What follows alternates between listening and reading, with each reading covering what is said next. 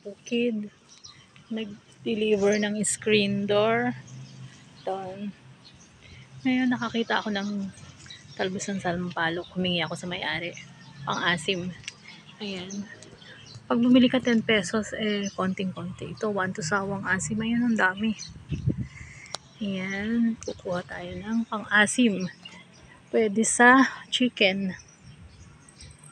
Pwede sa pork, dinuguan. Ayan. Ayan, 1 to sawa ako ngayon sa pang-asim. Kapag kumuha ka ng ganito, tapos sa susunod araw, may susulpot na naman siya. Diba? Ang gandang puno. Yan, dadamihan ko, ikukunin ko. Lalagay ko siya sa rep. Diba? Sarap nito, boy. Yan. Tapos, ayan, may mga palay dyan. Yan, bukid to. Sobrang luwang, oh. Yan. Pwede to sa sinampalukang manok. Pwede sa munggo. Kahit saan pwede, pang-asim.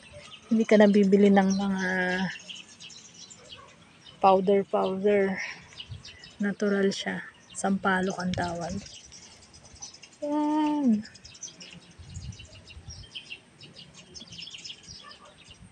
Oh, tapos meron. Sa bukid to, ang ganda. Green na green siya.